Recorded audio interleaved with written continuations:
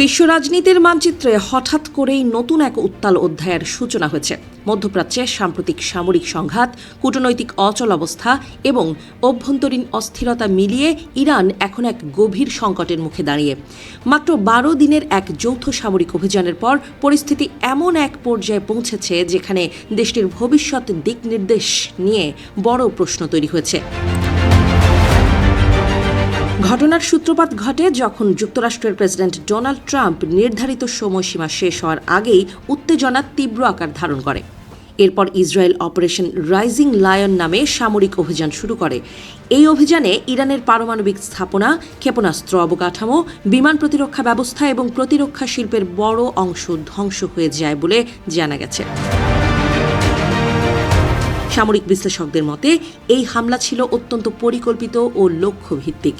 ইরানের গুরুত্বপূর্ণ সামরিক কমান্ডার এবং পারমাণবিক বিজ্ঞানীদের ওপরও নিখুঁত আঘাত হানা হয়। পরে যুক্তরাষ্ট্র সরাসরি যুদ্ধে যুক্ত হয়ে অপারেশন মিডনাইট হ্যামার পরিচালনা করে, যার মাধ্যমে ইরানের একাধিক পারমাণবিক স্থাপনায় বিমান হামলা চালানো হয়।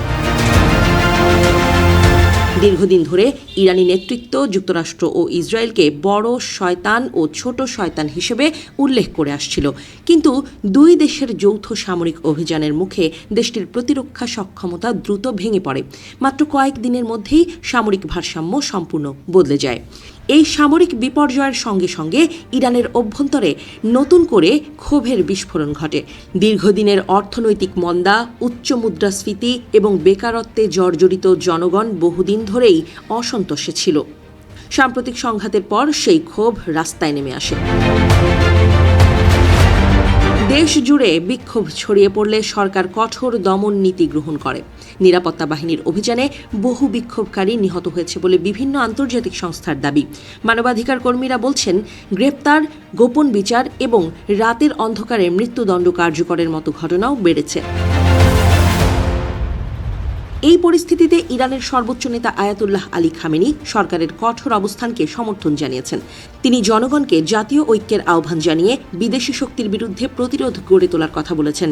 তবে বিশ্লেষকদের মতে এই অবস্থান দেশের অভ্যন্তরীণ সংকট আরও গভীর করেছে।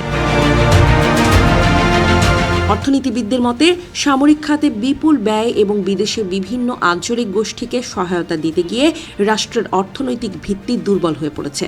ফলে জনগণের মধ্যে সরকার বিরোধী মনোভাব ক্রমশ বাড়ছে। এদিকে কূটনৈতিক অঙ্গনেও উত্তেজনা কমেনি। ওমানের মধ্যস্থতায় ইরান ও যুক্তরাষ্ট্রের মধ্যে চলমান আলোচনা এখন এক গুরুত্বপূর্ণ মোড়ে এসে দাঁড়িয়েছে। এই আলোচনার মাধ্যমে নিষেধাজ্ঞা শিথিল হওয়ার সম্ভাবনা তৈরি হলেও পারমাণবিক কর্মসূচি ও ক্ষেপণাস্ত্র উন্নয়ন নিয়ে মতপার্থক্য এখনও গভীর। রাজনৈতিক বিশ্লেষকদের মতে ইরানের সামনে এখন দুটি পথ খোলা রয়েছে। একদিকে আন্তর্জাতিক চাপ মেনে সমঝোতার পথে এগিয়ে যাওয়া, অন্যদিকে কঠোর অবস্থান বজায় রেখে সংঘাতের ঝুঁকি নেওয়া। বর্তমান নেতৃত্বের বক্তব্য থেকে বোঝা যাচ্ছে তারা এখনও আপোষের পথে যেতে প্রস্তুত নয়। তবে অনেক বিশেষজ্ঞ মনে করছেন পরিস্থিতি আগের যে কোনো সময়ের তুলনায় ভিন্ন। সামরিক ক্ষতি, অর্থনৈতিক সংকট এবং ব্যাপক জন অসন্তোষ মিলিয়ে ইরানের শাসন ব্যবস্থা এক কঠিন পরীক্ষার মুখে পড়েছে। মধ্যপ্রাচ্যের এই উত্তেজনাপূর্ণ পরিস্থিতি শুধু আঞ্চলিক নয়, বৈশ্বিক নিরাপত্তার জন্য বড় উদ্বেগের কারণ হয়ে দাঁড়িয়েছে।